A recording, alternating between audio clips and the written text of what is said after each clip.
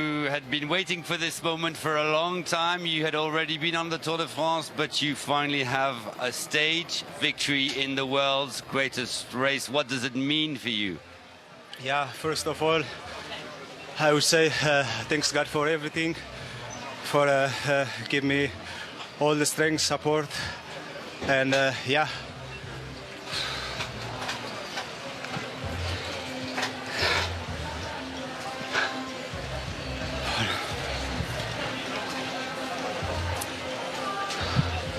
Yeah, you know, it's since I started cycling, Tour de France was, yeah, I'm never dreaming to be part of Tour de France, but now, yeah, I can't believe it. To win in Tour de France, second year in the big bunch sprint, yeah, for me was unbelievable. I just want to say thank you to my family, my wife, all the Eritrean and African.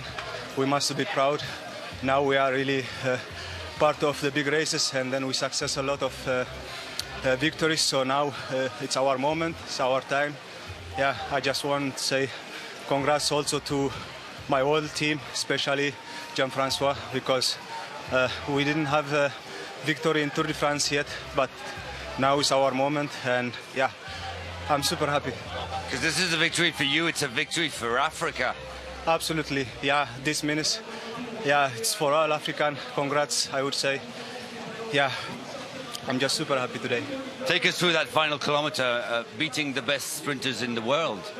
Yeah, normally today our plan is to give lead out for Gerben Tyson.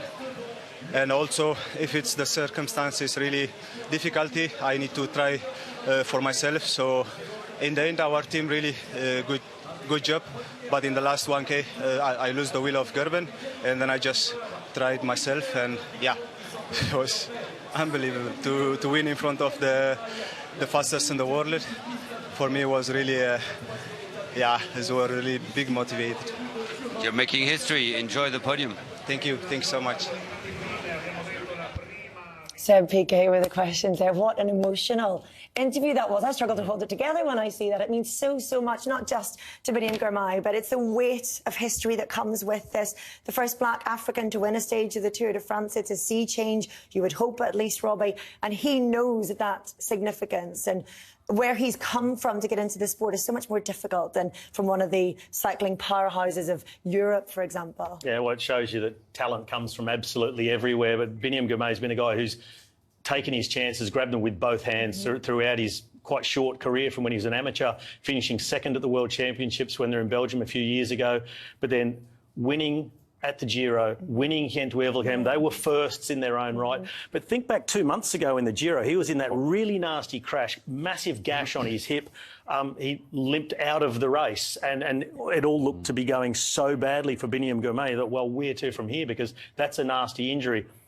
8 weeks on, he's standing on the podium of the Tour de France as a stage winner. I mean, his powers of recovery, his resilience, and just his pure talent. And what I find incredible about that is normally you see riders on the podium in that situation, or winners, where they're just full of joy, full of smiles. It's almost like he knows the weight of what that victory means, and it's sat with him. And it's just like he can't express it enough. It seems much more emotional than what just pure happiness. I think there's such a depth to it that we won't ever understand it either. Well, I think as well he's probably felt a lot of pressure, because when he did win Gent-Wevelgem, that was 2 years ago, and an awful lot of fuss was rightly made of that, and he was celebrated. He then went on to win a stage of the Giro D'Italia, and we're assuming the inevitable next step, Danny, is a win at the Tour de France. Wins at the Tour de France don't come easy. And so I feel like that this is 2 years on top of all of the preparation before that, of course, but all the pressure that's been building on his shoulders externally, finally able to shake that off a little bit. Yeah, it's the pinnacle, isn't it? You know, Gent-Wevelgem was such a huge victory, and like you say, that pressure would have built and built, and this is the ultimate. So yeah, I mean, like Adam said, I think looking at that interview there, it's just so emotional for him. He won't be able to even believe it. But what an inspiration as well for so many coming through as to the resilience of a bike rider. Like Robbie said, I like the powers of recovery this day and age with like kids. It's unbelievable. I had a sore knee once. I had 6 months off. You know what I mean? You're exhausted just from standing up at the end of the table.